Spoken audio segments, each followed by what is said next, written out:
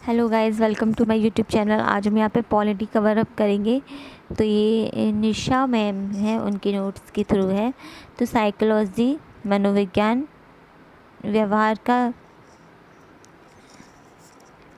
ज्ञान,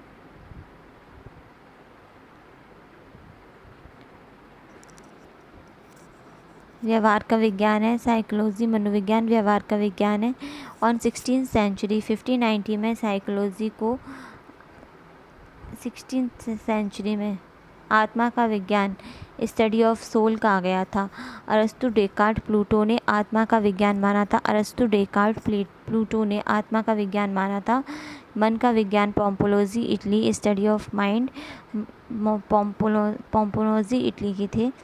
चेतना का विज्ञान, William Wundt, William James Titchener, conscious, चेतना का विज्ञान, consciousness, William Wundt, William James और Titchener, William Wundt, William James और टिचनर। चेतन, अचेतन, चेतन, अर्धचेतन, अचेतन।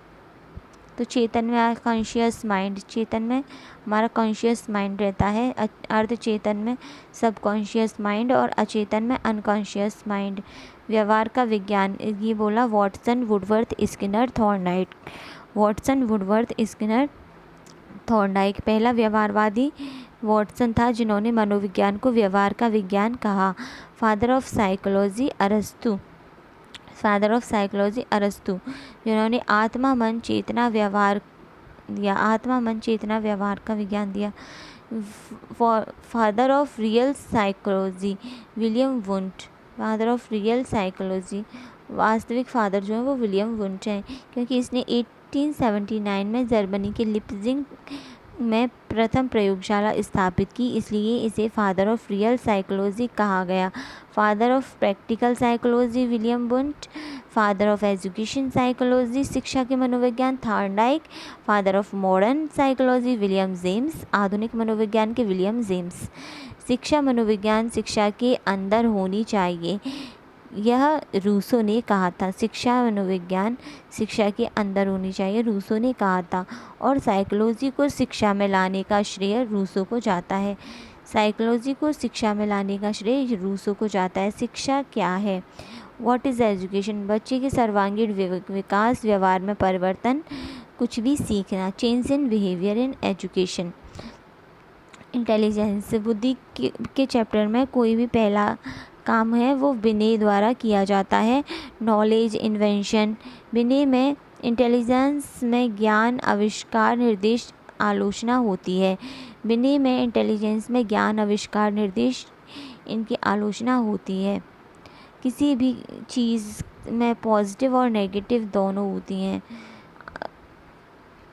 ये आलोचना करते हैं कि किसी भी चीज़ में पॉजिटिव और नेगेटिव दोनों चीज़ आती हैं। वुडवर्थ, चीज़ों को पहचानने की एबिलिटी बुद्धि है। वुडवर्थ बोलते हैं पहचानने की एबिलिटी बुद्धि है, पहचानने की एबिलिटी ही बुद्धि है। इसमें मूर्त, अमूर्त, सामूहिक यानी सामाजिक बुद्धि।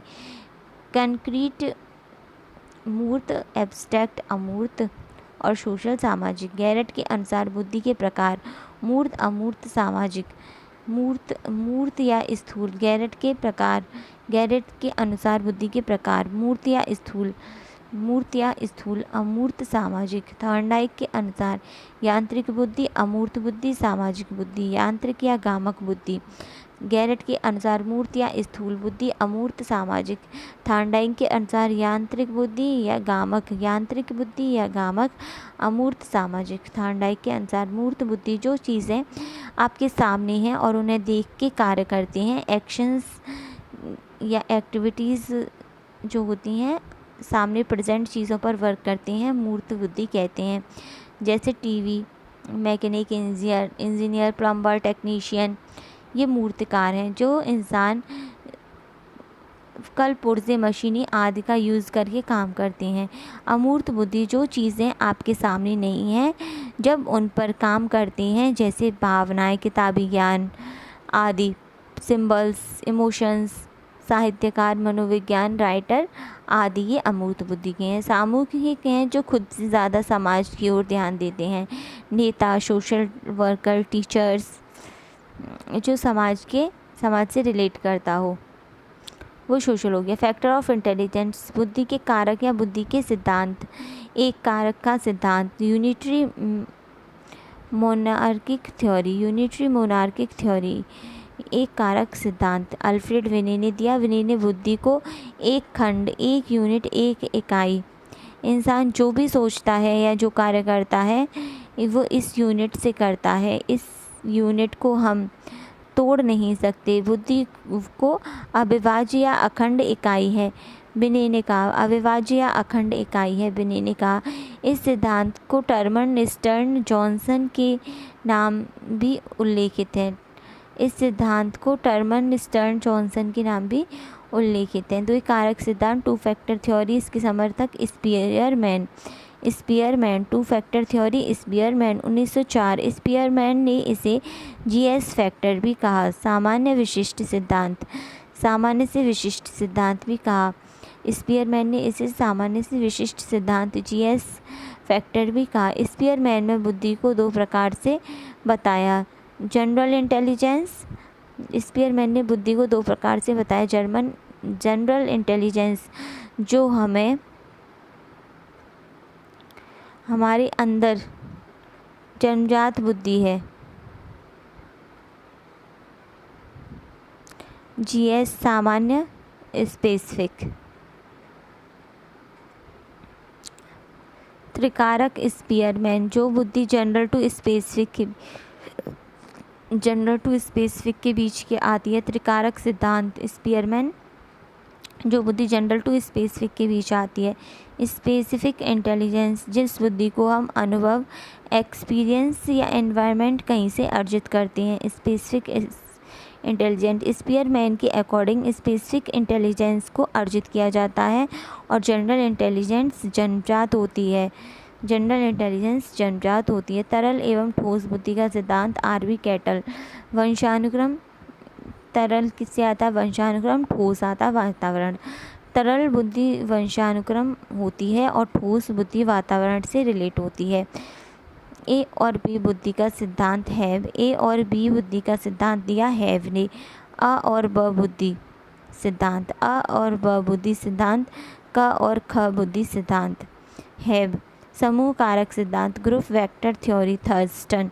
समूह कारक सिद्धांत, group factor theory, Thurstone. PMA primary mental ability, प्रारंभिक मानसिक योग्यताएं। पीएमए प्राइमरी मेंटल एबिलिटी, प्रारंभिक मानसिक योग्यताएं, जो 7 प्रकार की होती हैं। मेमोरी, स्मृति, मेमोरी, तार्किक रीजनिंग, आंकिक न्यूमेरिक, मैथमेटिकल एबिलिटी, प्रत्यक्षीकरण परसेप्शनल, सामने जो प्रेजेंट है, परसेप्शुअल, स्थानीकरण, स्थान से संबंधित जानकारी, वाक और शाब्दिक। बहुकारक सिद्धांत, मल्टी फैक्टर थ्योरी, थॉर्नडाइक। इस सिद्धांत के अनुसार जितने प्रकार के इंसान में मानसिक योग्यता होती हैं उतनी ही प्रकार की बुद्धि होती है या बुद्धि कई तत्वों का समूह है। इस सिद्धांत को थॉर्नडाइक का बुद्धि सिद्धांत माना जाता है। सिद्धांत के नाम से भी जाना जाता है। थॉर्नडाइक 6 प्रकार की योग्यताएं बताईं।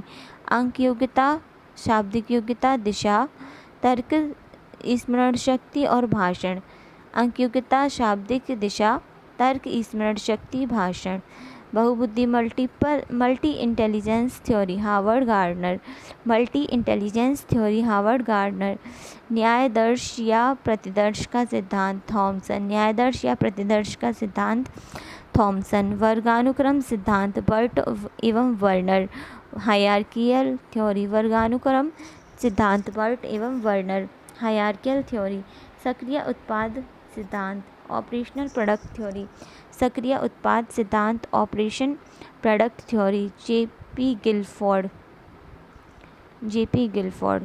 बहुबुद्धि सिद्धांत, हार्वर्ड गार्डनर। मल्टी इंटेलिजेंस, बहुबुद्धि सिद्धांत, Howard Gardner. Multi intelligence, Howard Gardner के अकॉर्डिंग इंसान में बहुत सारी बुद्धि होती है। गार्डनर ने बुद्धि को 9 भागों में बांटा है, लेकिन 11th की एनसीईआरटी में 8 टाइप्स कहा गया है। 8 टाइप्स कहे गए हैं। 9th टाइप को 1998 में जोड़ा गया, जिसे एनसीईआरटी ने नहीं माना। आंकिक तार्किक बुद्धि। आंकिक तार्किक बुद्धि अंकों से या मैथ से रिलेटेड होती है। थर्स्टन को ये योग्यताएं थी, लेकिन गार्डनर की बुद्धि है। थर्स्टन की योग्यताएं गार्डनर की बुद्धि। थर्स्टन की योग्यताएं गार्डनर की बुद्धि। संगीतीय बुद्धि म्यूजिक से रिलेटेड होती है। आंकिक तार्किक बुद्धि मैथ से, संगीतक बुद्धि म्यूजिक से, भाषाई बुद्धि लिंग्विस्टिक इंटेलिजेंस, शारीरिक गतिक बुद्धि body kinesthetic intelligence body language से रिलेट करती है। शरीर के किसी अंग से कार्य करते टाइम बुद्धि का यूज़ किया जाता है। पायलट, शल्य चिकित्सा, सर्जन, डांसर ईटीसी, ये क्या है? Body kinesthetic intelligence.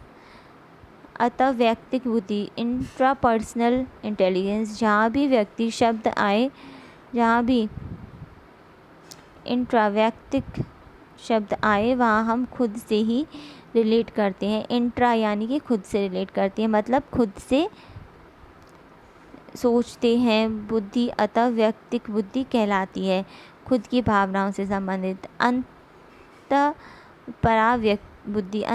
बुद्धि इंटरपर्सनल इंटेलिजेंस, इसमें दूसरों के बारे में ज़्यादा सोचते हैं या दूसरों के से संबंधित जो बुद्धि होती है वह अंतःपरा बुद्धि कहलाती है।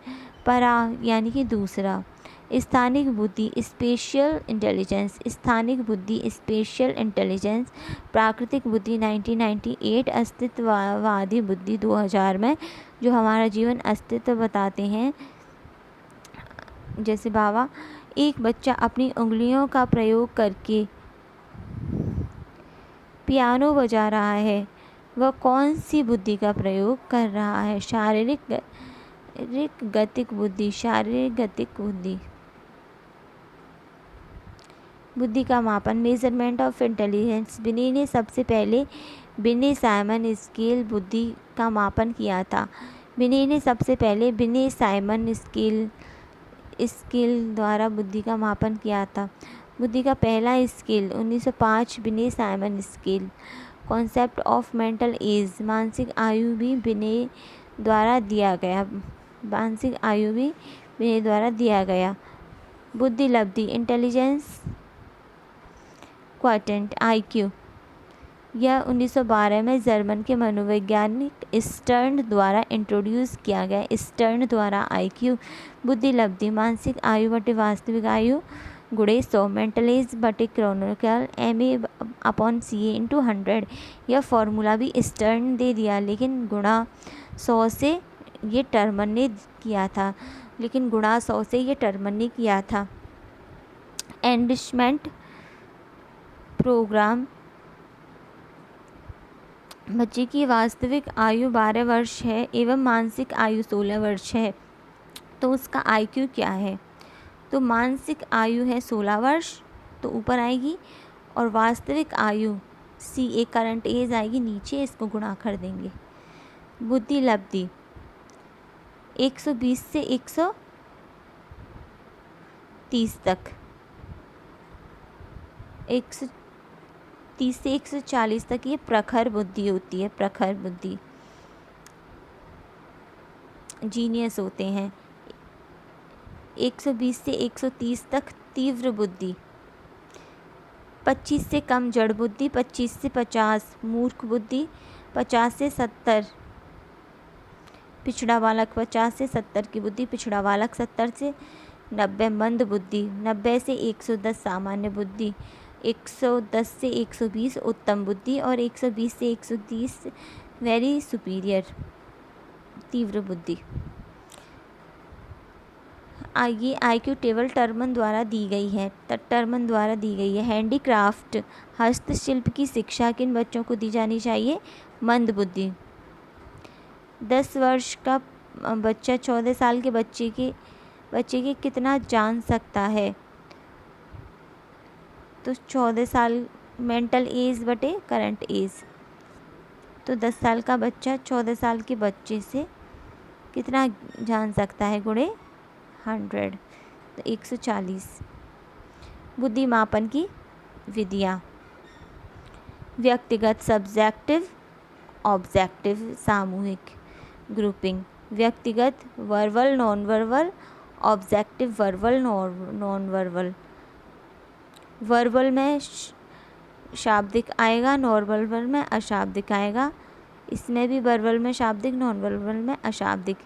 वर्बल में विनय साइमन स्केल, स्टैनफोर्ड विनय स्केल, ये टर्म ने दिया। विनय साइमन स्केल, स्टैनफोर्ड विनय स्केल टर्म ने दिया।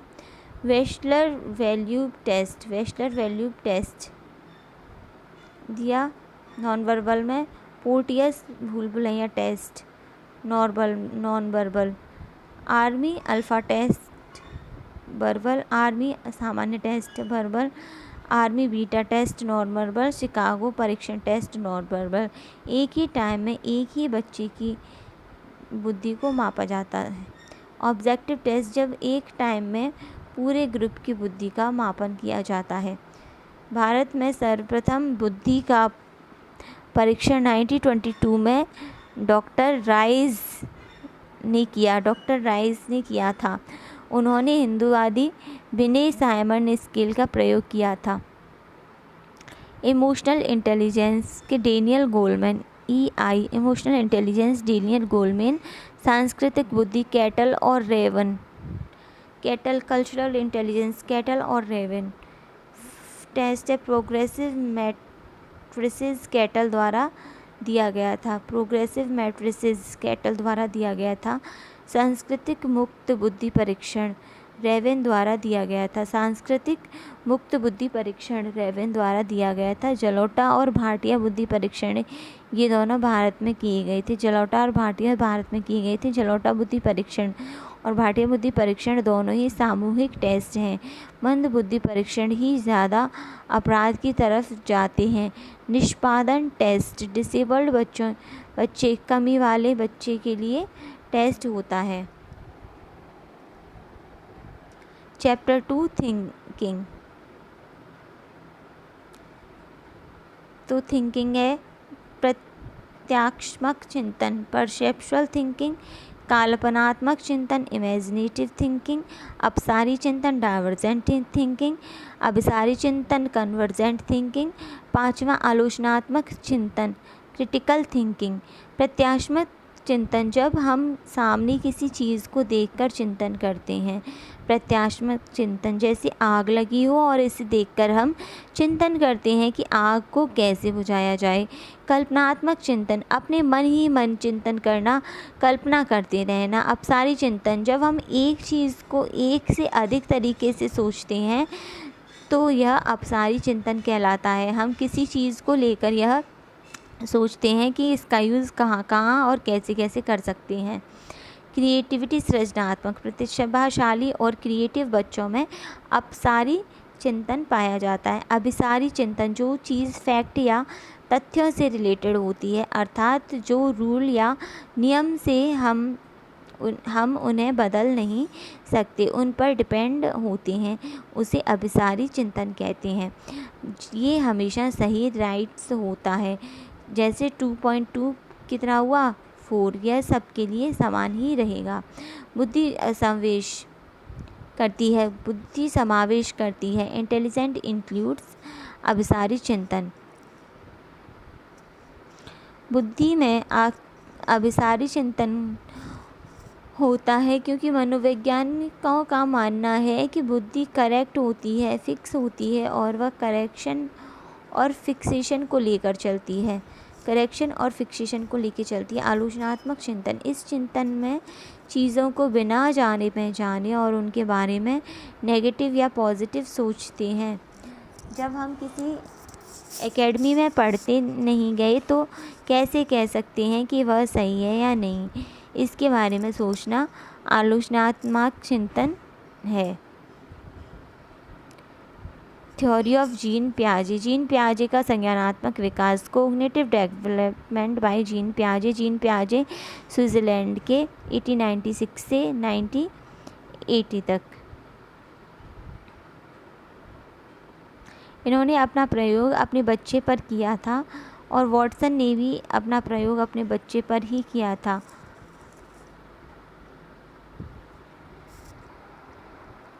सबसे पहले बच्चा खुद से सीखता है प्लस वातावरण का ज्ञान, इसी को बोलेंगे संज्ञानात्मक विकास। जीन पियाजे ने संज्ञानात्मक विकास की 4 अवस्थाएं 4 स्टेज बताई। इंद्रिय जनित अवस्था सेंसरी स्टेज 0 से 2 वर्ष, पूर्व संक्रियात्मक अवस्था प्री ऑपरेशनल स्टेज 2 से 7, मूर्त संक्रियात्मक अवस्था कंक्रीट ऑपरेशनल स्टेज 7 से 11, अमूर्त संक्रियात्मक अवस्था एब्स्ट्रैक्ट ऑपरेशनल स्टेज, औपचारिक संक्रियात्मक अवस्था फॉर्मल ऑपरेशनल स्टेज 11 से 15। इंद्रिय जनित अवस्था 0 से 2 वर्ष, सबसे पहले बच्चा अपनी इंद्रियों के माध्यम से सीखता है। पियाजे के अकॉर्डिंग किस एज में एक्टिविटी मीनिंगलेस होती हैं, जिनका महत्व नहीं होता? तो इंद्रिय जनित अवस्था में। इंद्रिय जनित अवस्था में पियाजे के अकॉर्डिंग बच्चा अनुकरण नकल करके सीखता है और सीखने का माध्यम सेंसेस होते हैं। वस्तु स्थायित्व ऑब्जेक्ट परमानेंसी पियाजे की अवस्था में होता है। ये है इंद्रिय जनित अवस्था। पूर्व संक्रियात्मक अवस्था प्री ऑपरेशनल स्टेज 2 से 7 वर्ष, पूर्व प्रत्यात्मक काल pre conceptional stage, pre operational stage, pre conceptual stage, पूर्व संक्रियात्मक अवस्था और पूर्व प्रत्यात्मक काल।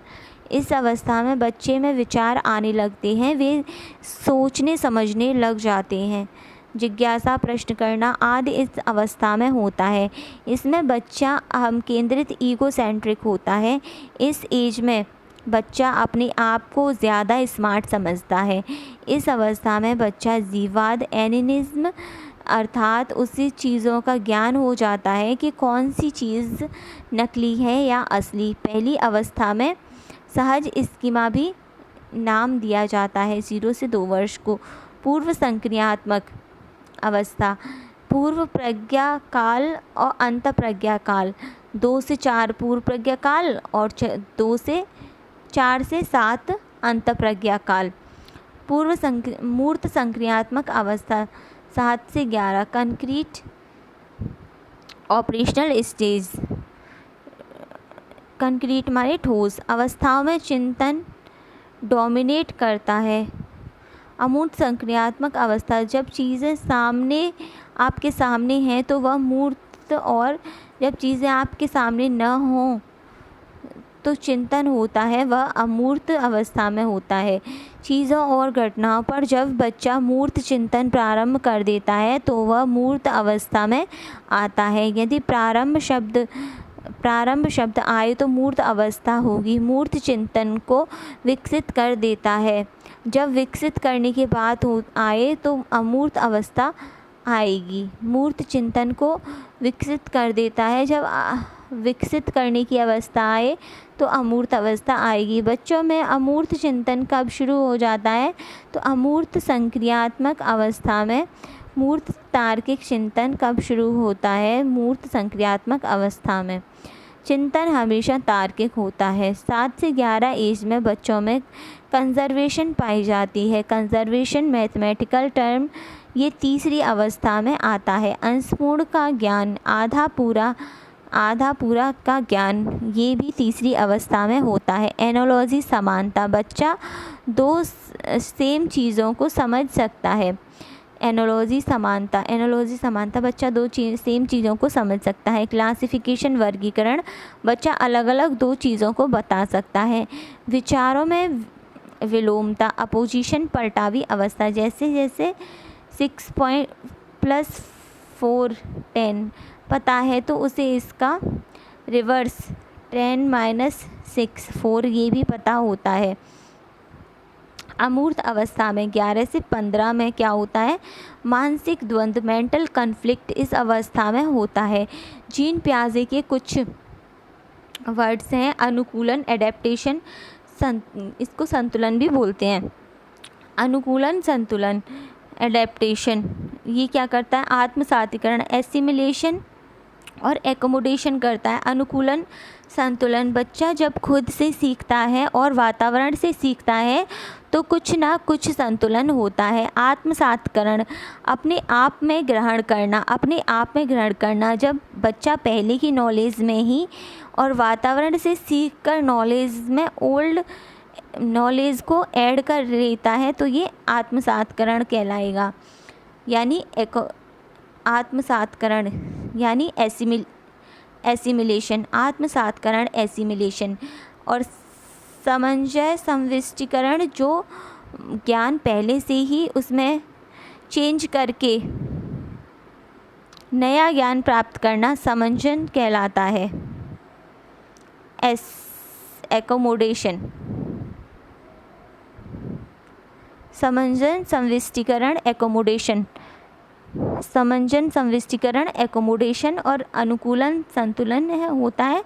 एसिमिलेशन आत्मसातकरण होता है, इसमें नया ज्ञान होता है, नया ज्ञान प्राप्त करता है। ये पुराने में, एसिमिलेशन में क्या होता है, पुराने में नया ज्ञान ऐड कर लेता है। बच्चे को पता है कि पक्षी हवा में उड़ते हैं, लेकिन जब उसने हवाई जहाज़ को उड़ते देखा तो उसने अपने ज्ञान में परिवर्तन किया कि केवल पक्षी ही नहीं उड़ सकते, और भी चीज़ें उड़ सकती हैं। तो पहले सीखे गए शब्द होते हैं 10 से 15 ऑप्शन में, तो वह ही आंसर रहेगा। यदि 11 से 14, 11 से 16 है तो आंसर नहीं होगा।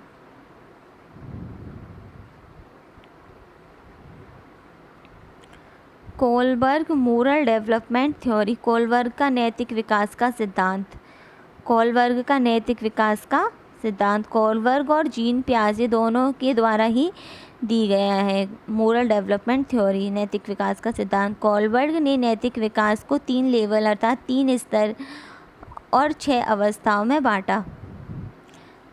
पूर्व परंपरागत स्तर, परंपरागत स्तर, उत्तर परंपरागत स्तर, पूर्व लौकिक स्तर, लौकिक स्तर, उत्तर लौकिक स्तर, pre conventional level, conventional level, post conventional level. तो इसमें पूर्व परंपरागत स्तर में आता है दंड एवं आज्ञा पालन, साधन सापेक्षता, तो पनिशमेंट एंड ओबीडियंस, ऑब्जेक्ट सापेक्षता ओरिएंटेड, यांत्रिक अभिमुखता, individual and exchange. Her level की 2 स्टेज हैं, 3 लेवल की 6 स्टेज हैं। इस तरीके से दंड एवं आज्ञा पालन, जब बच्चा पहली अवस्था में नैतिक विकास मोरालिटी सीखता है वह दंड से या आज्ञा से सीखता है। साधन सापेक्षता, पहले बच्चा दंड एवं आज्ञा से, लेकिन दूसरी अवस्था में वो खुद के लिए करता है, अर्थात उसे किसी काम के लिए चीज़ें साधन चाहिए। जैसे जब हम बच्चे को किसी काम के लिए कहते हैं तो वह बदले में चीज़ों की मांग करता है। इस अवस्था में बच्चा आत्म केंद्रित सेल्फ ओरिएंटेड होता है, उसे किसी दूसरे से मतलब नहीं होता। किस अवस्था में बच्चा अपने स्वार्थ पूर्ति के बारे में सोचता है, तो साधन सापेक्षता में। अभिप्रेरणा एक्सटर्नल होती है और व्यवहार एक्सटर्नल होता है। लौकिक परंपरागत स्तर 9 से 2, लौकिक परंपरागत स्तर 9 से 12। तो अच्छा बच्चा बनने की धारणा, बी अ गुड चाइल्ड, कानून एवं विधि सम्मत अभिमुखता, लॉ ऑर्डर और मेंटेनिंग सोशल ऑर्डर।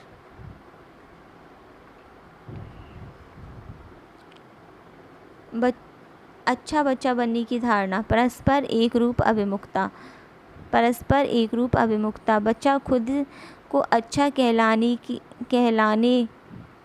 के लिए इसके लिए कार्य करता है, खुद की तारीफ़ करवाना चाहता है। अध्यापक से शिकायत लगाने की कोलबर्ग की कौन सी अवस्था में होती है? जैसे कक्षा में टीचर के आगे आने पर कोई बच्चा कहता है कि सभी बच्चे शोर कर रहे हैं और टीचर से खुद की तारीफ़ करवाता है, अर्थात अच्छा बनने की कोशिश करता है। ये अच्छा बनने की अवस्था है। तो ये किस में आएगा? परस्पर एक रूप अभिमुखता। कानून एवं विधि सम्मत अभिमुखता, इसमें बच्चा सोसाइटी के अकॉर्डिंग मोरालिटी को सीखता है, रूल्स रेगुलेशन को फॉलो करता है कि सड़क पे लेफ़्ट साइड चलते हैं, लेफ़्ट साइड फॉलो करो। बच्चों को सही और गलत का पता किस स्तर और लेवल में चलता है? सेकंड और फोर्थ स्टेज में। एक बच्चे की सहपाठी के बैग से पेंसिल चोरी की और बच्चे को पता है कि चोरी करने पर उस पर दंड मिलेगा। यह कोलबर्ग की कौन सी अवस्था है? तो सेकंड स्टेज, लेवल सेकंड और स्टेज 4। इसमें बच्चे को पता होता है कि चोरी करना गलत है। उत्तर परंपरागत स्तर में आएंगे सामाजिक संपर्क, अभिमुखता और सार्वभौमिक नैतिक सिद्धांत। सामाजिक संपर्क, अभिमुखता और सार्वभौमिक नैतिक सिद्धांत यानी social connection and individual rights, universal moral development theory. उत्तर परंपरागत स्तर आएगा 12 से 18। सामाजिक संपर्क, इस अवस्था या इस एज में बच्चा सोशल समाज से कनेक्ट हो जाता है और अब वह जो भी करता है वह समाज के संपर्क से करता है।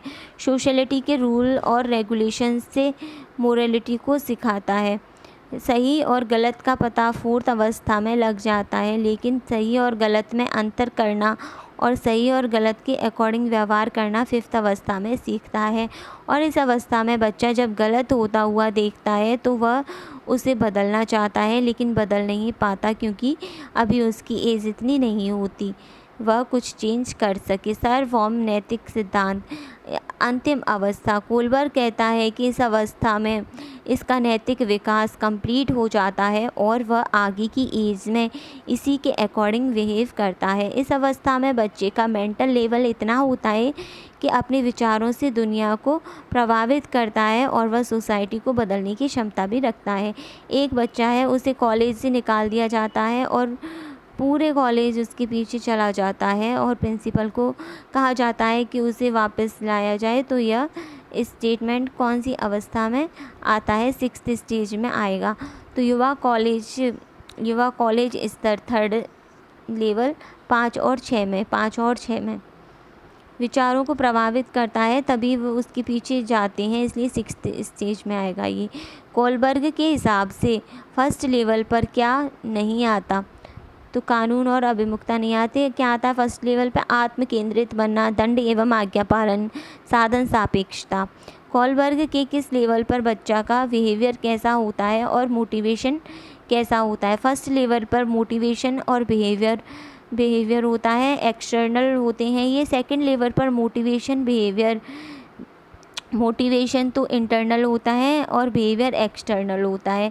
थर्ड लेवल पर मोटिवेशन इंटरनल होता है और बिहेवियर भी इंटरनल होता है। कोलबर्ग के हिसाब से जब बच्चा सही और गलत में बहुत कंफ्यूज है तब यह क्या कहलाता है? तो ये मोरल डिलेमा और मोरल कन्फ्लिक्ट्स, नैतिक द्वंद्व कहलाएंगे। हाइड्रोफोबिया पानी से डर, जूफोबिया पशुओं से, एक्रोफोबिया ऊंचाई से डर, ओक्लोफोबिया भीड़ से डर, एग्रोफोबिया खुले से डर, निक्टोफोबिया अंधेरे से डर और एंग्रोफोबिया खुले स्थानों से डर, जिनोफोबिया विदेशियों से डर, होमोफोबिया समलैंगिकों से डर, एग्रोफोबिया एग्रीकल्चर खुले स्थानों से डर,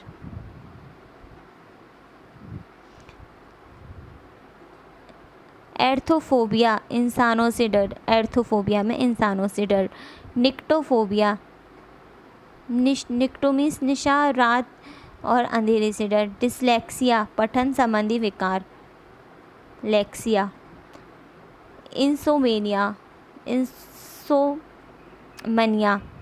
नींद न आने की बीमारी, इंसोमेनिया नींद न आने की बीमारी, सोमनबुलिज्म नींद में चलने की बीमारी, सोमनबुलिज्म नींद में चलने की बीमारी।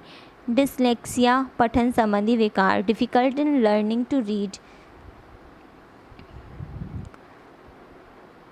डिसग्राफिया लिखने संबंधी विकार, ग्राफिया कैलकुलिया पढ़ने संबंधी, गणित के संबंधी। डिस्प्रैक्सिया पढ़ना लिखना और बोलने संबंधी विकार, पढ़ना लिखना और बोलने संबंधी विकार, डिस्प्रैक्सिया। डिस्मोर्फिया आकृति और साइज संबंधी विकार, डिस्मोर्फिया आकृति और साइज संबंधी विकार।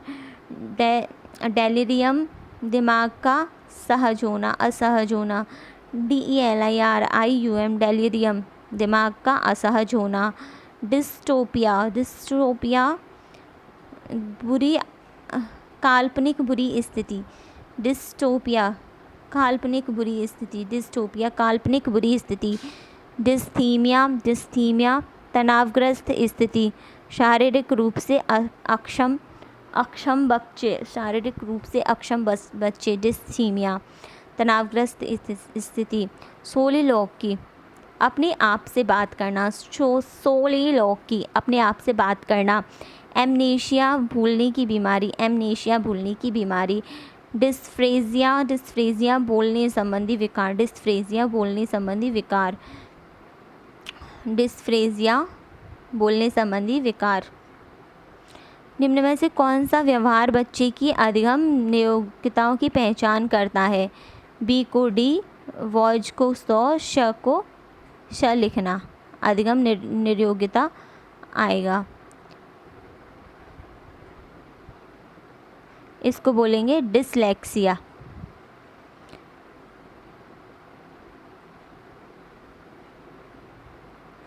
अब आएगा 6 चैप्टर लर्निंग। लर्निंग किसी भी चीज़ को कुछ भी सीखना लर्निंग कहलाता है। तो इसी को हम आगे पढ़ेंगे 6 चैप्टर से। तो जब तक चैनल को लाइक और सब्सक्राइब कीजिए। Thank you.